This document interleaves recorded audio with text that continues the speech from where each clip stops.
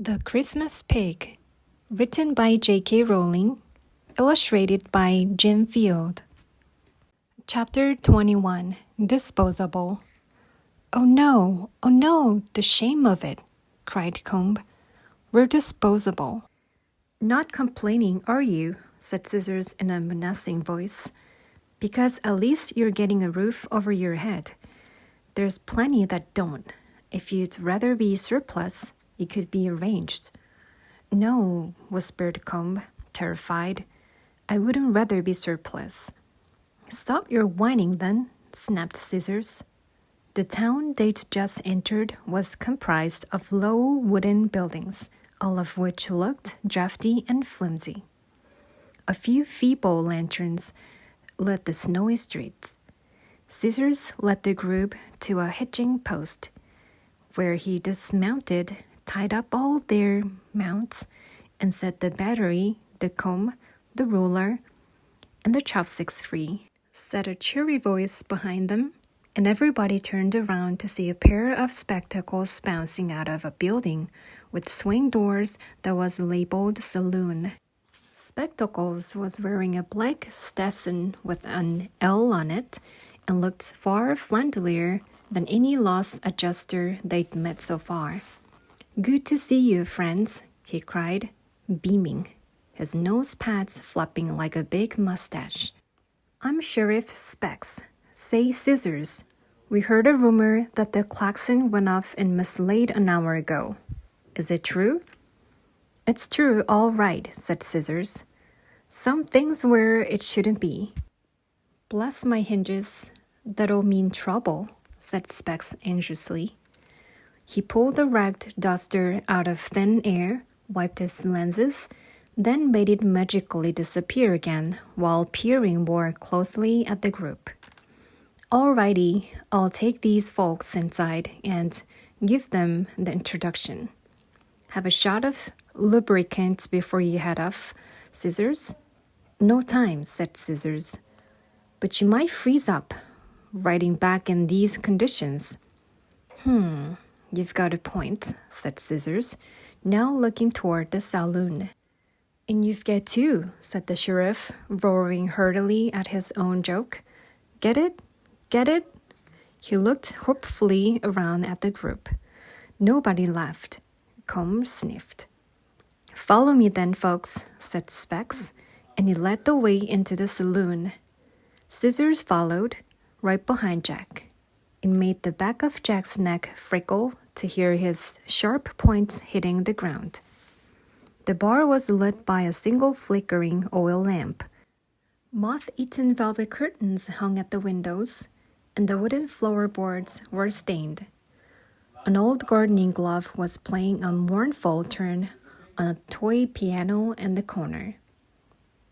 In the ceiling was another finding hole, and right below it, taking up 2 seats, was an old tin lunchbox.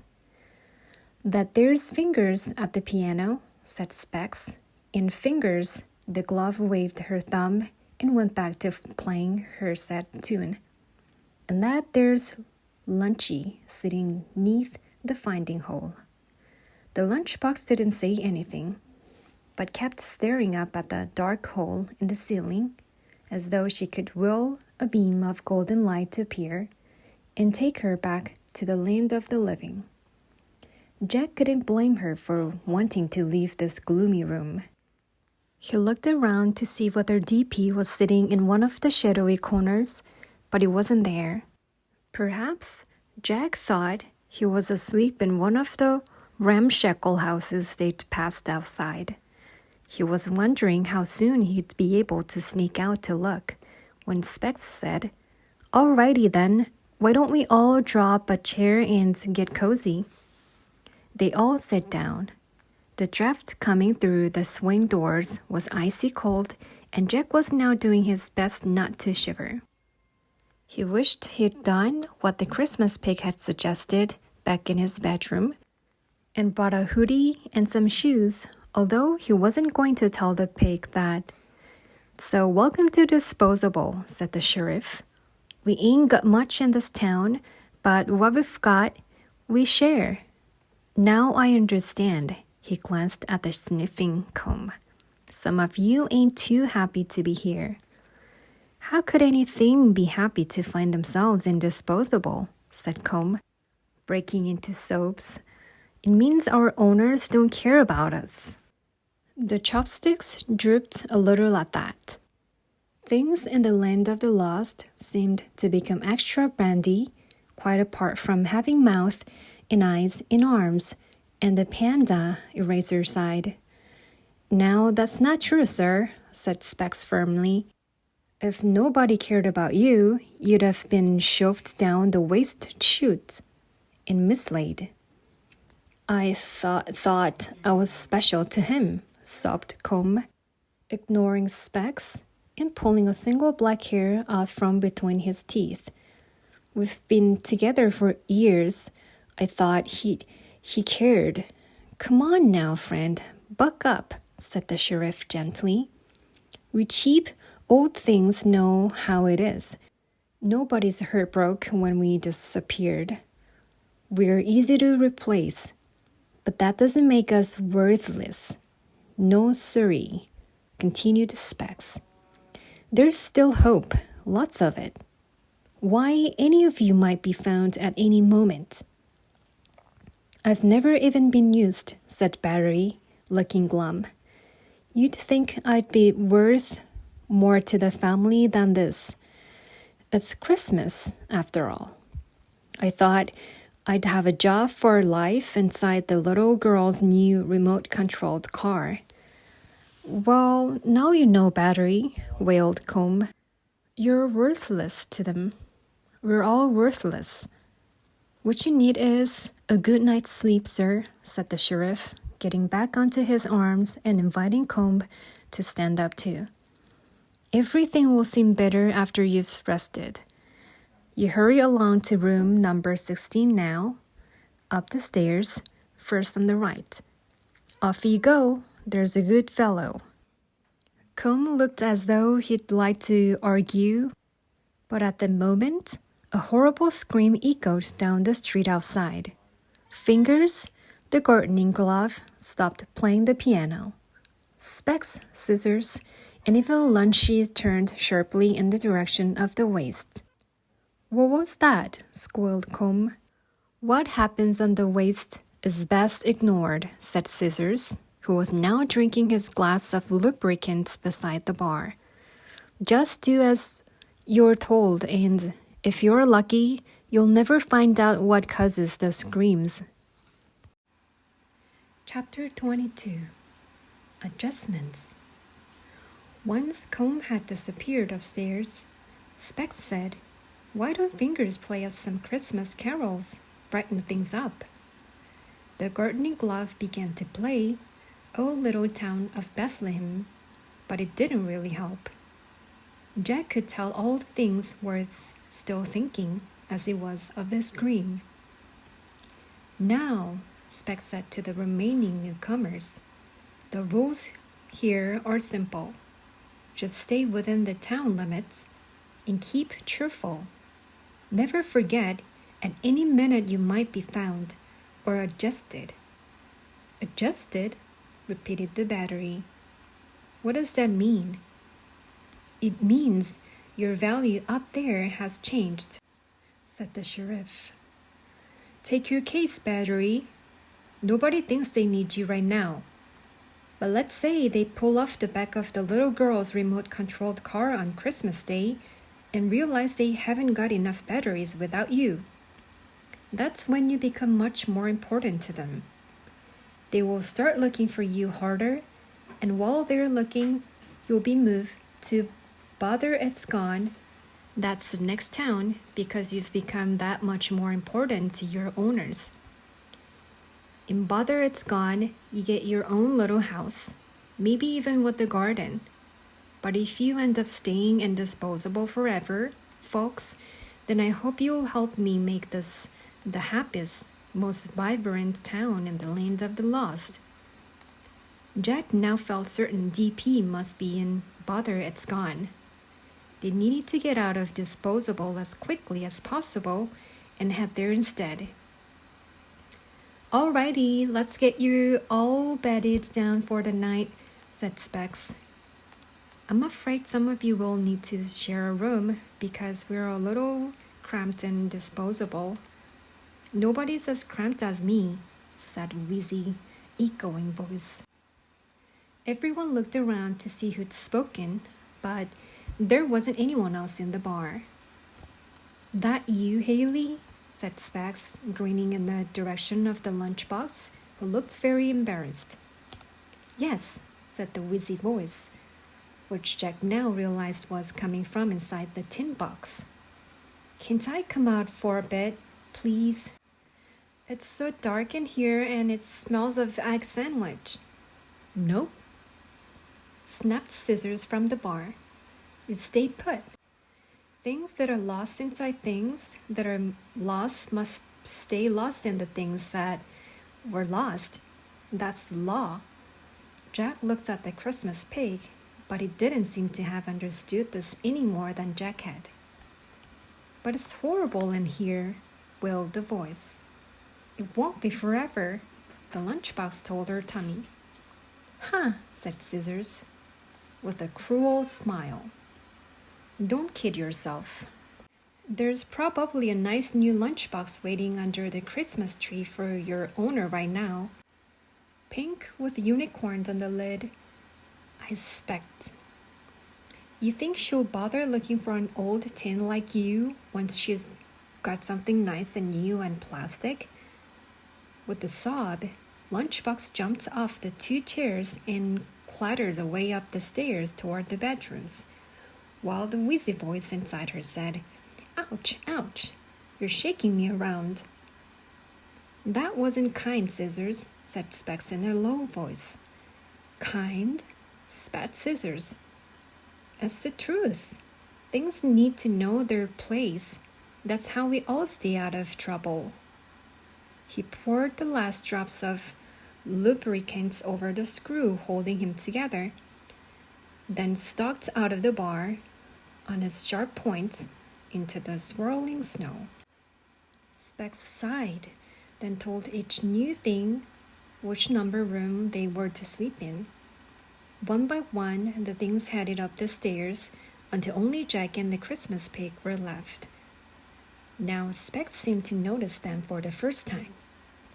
You don't usually get things as new as you and Disposable, he said, looking curiously at the Christmas pig. What's your story, pig? Oh, we were lost together, said the Christmas pig. We both fell out of our boy's pocket. What kind of boy wouldn't look for 2 fine toys like yourselves? Asked the sheriff, peering from the Christmas pig to Jack. What are you, anyway? He asked, staring into Jack's face. I'm an action figure, said Jack. Pajama boy with the power of sleep and dreams. I've got my own cartoon, he added, to make himself more important.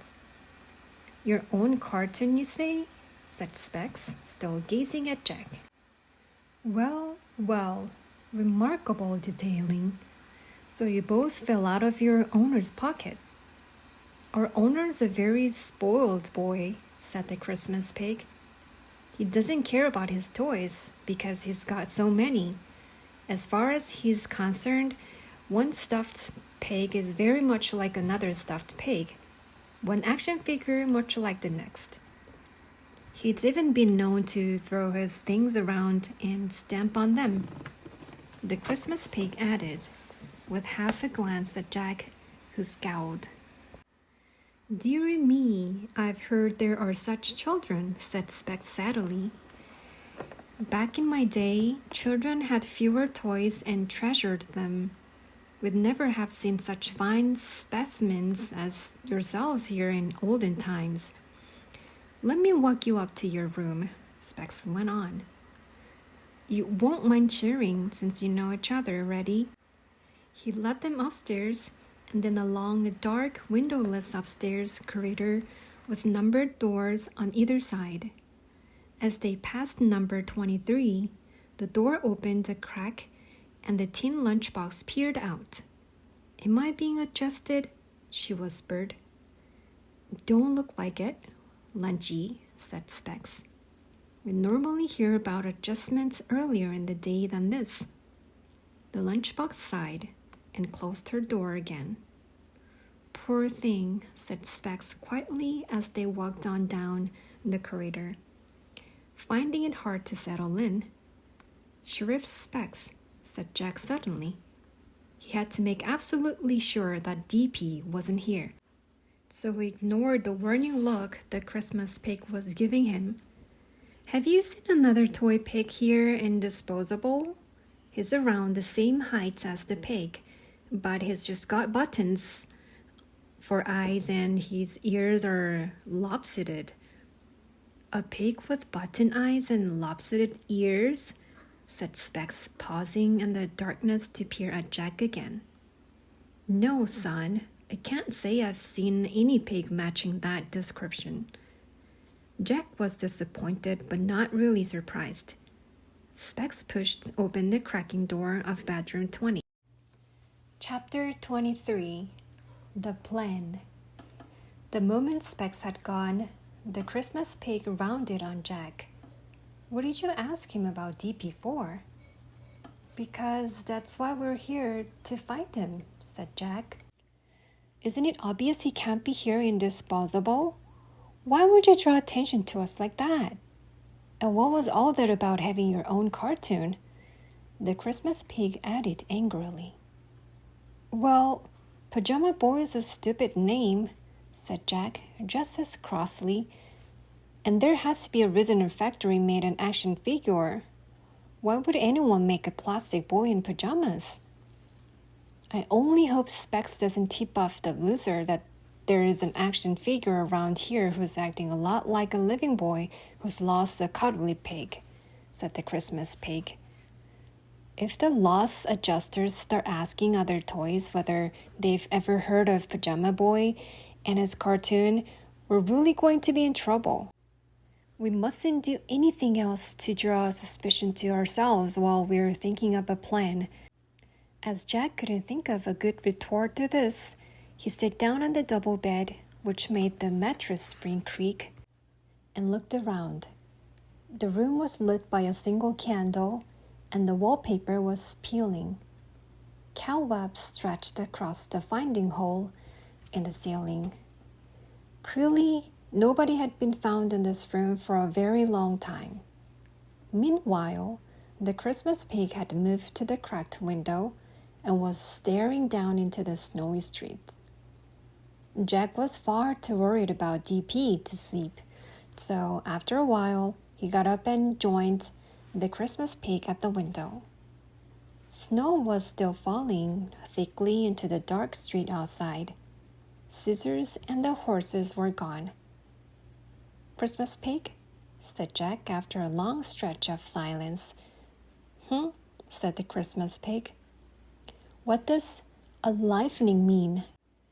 Is it like the waking up you told me about?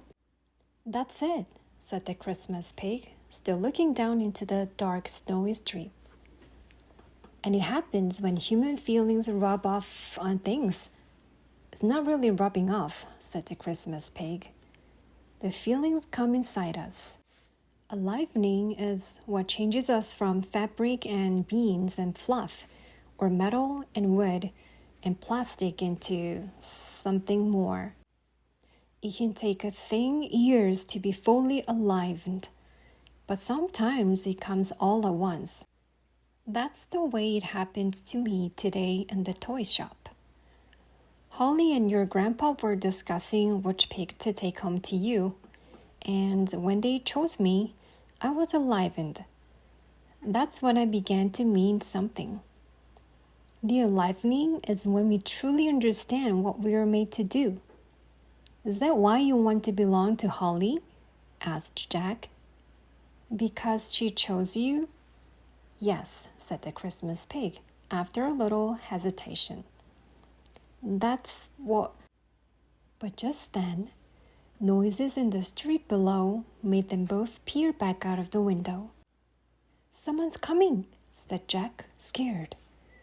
He could see more black hats at the end of the street. Were they coming to find the thing that shouldn't be here?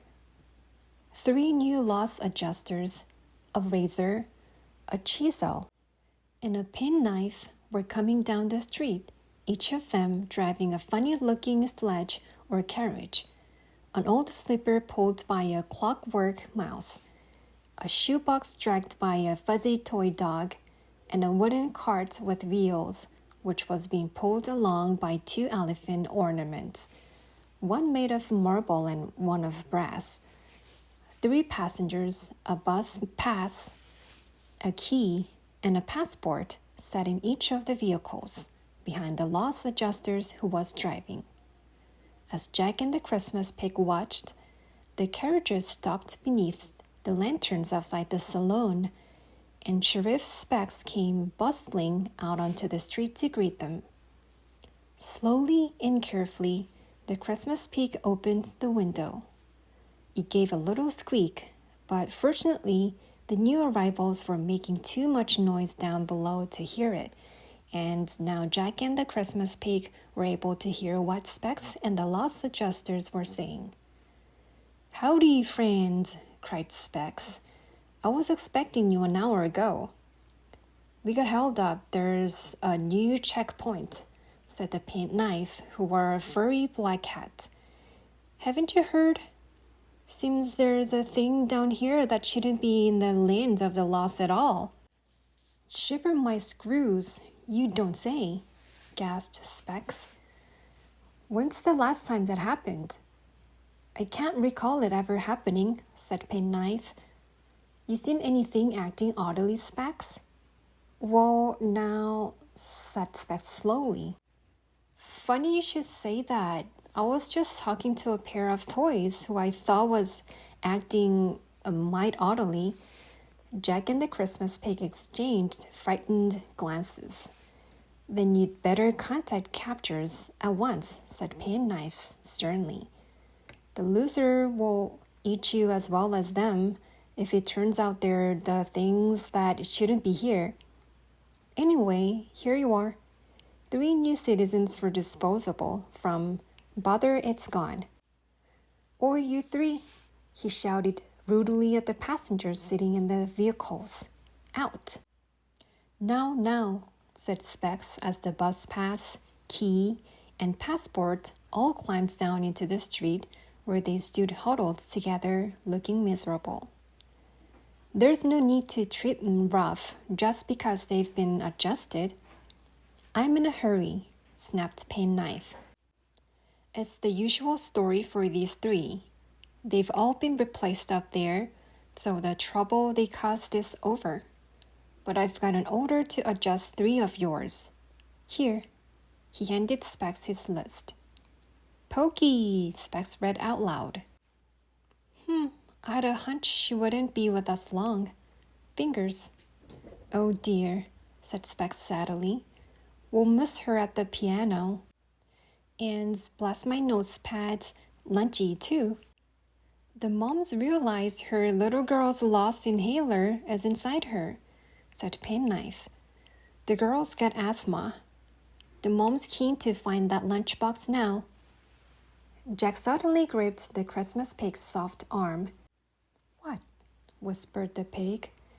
"We could hide inside lunchbox and go to the next town."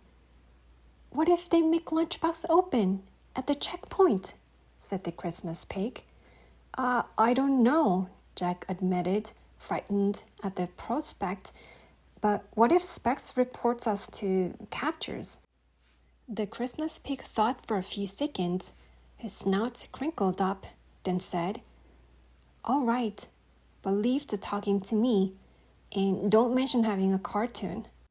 Take the blanket off that bed," he added. "It's cold out there. I told you should have put on something warmer." "I'm fine," snapped Jack. But when the Christmas pig had turned his back, Jack sneaked the blanket off the bed and followed. Chapter 24. Lunchbox. Jack and the Christmas pig crept out of their room and back along the dark corridor, the pig holding his belly tight to muffle the sound of his beans. until they reached door number 23. Jack knocked softly, and the old tin lunchbox opened it. "Do you mind if we come in?" asked the Christmas pig. "Not at all," Lunchbox said politely, though she sounded surprised.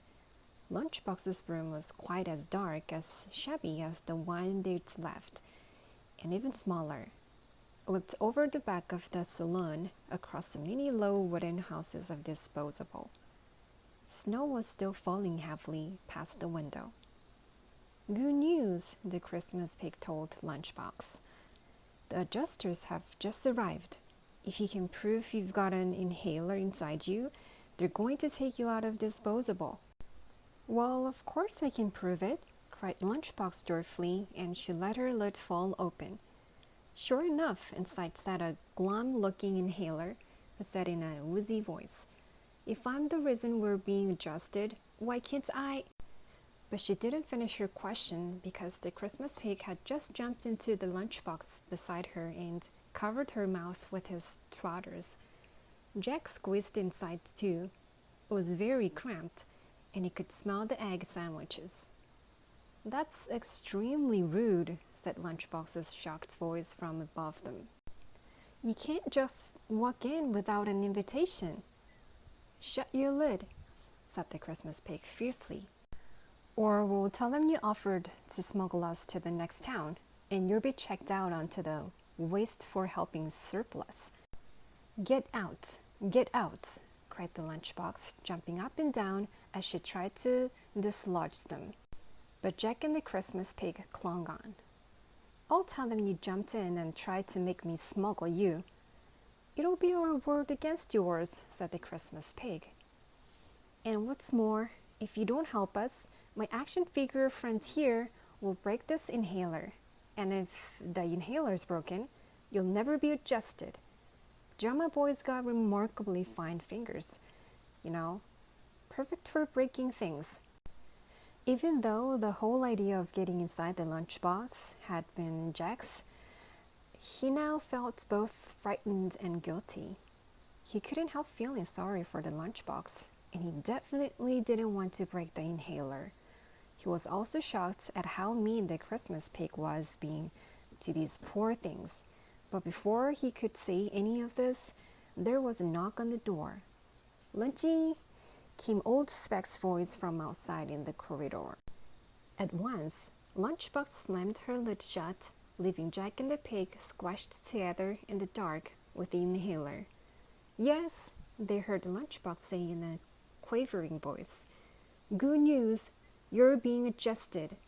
"Oh," came Lunchbox's muffled voice. Wonderful." "You all right, dearie? You don't sound that pleased." "No, I am. I'll just miss you, Specs." "Well, now," said the sheriff, sounding touched. "Ain't that sweet? But you'd better hurry. The adjusted team's running late." The lunchbox's lid was a little bit warped, which was lucky as it let in enough air for Jack to breathe, not to mention a tiny ray of light. Squashed together inside the dark tin, Jack and the Christmas pig felt the lunchbox hopping downstairs into the bar.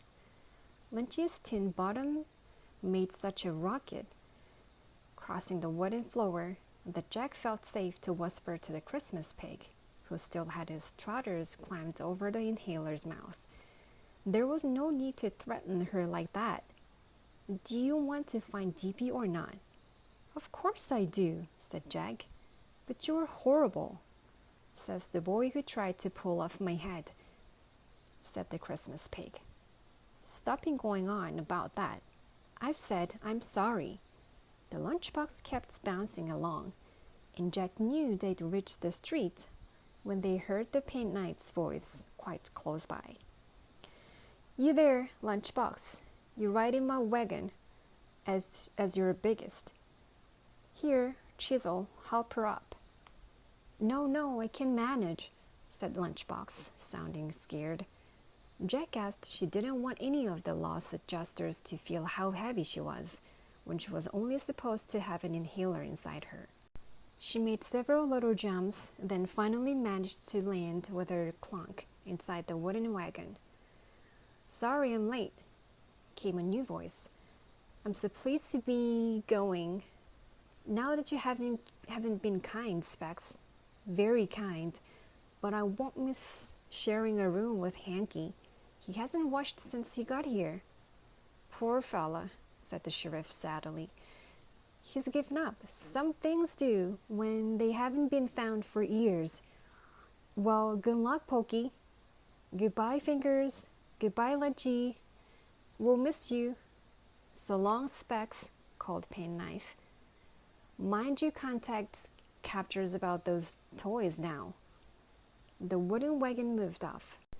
Jack could hear the footsteps of the two heavy elephants crunching in the snow, the buzz of the clockwork mouse, and the occasional yap of the fuzzy dog.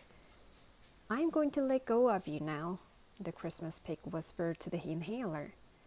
"But if you scream or give us away, we'll make sure you get thrown onto the waste with us."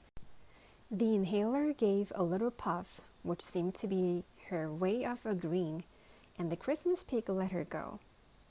She drew a long, wheezy breath, then whispered, "You're both very rude and nasty, but it's also nice to see something apart from inside of this tin, so hello and welcome."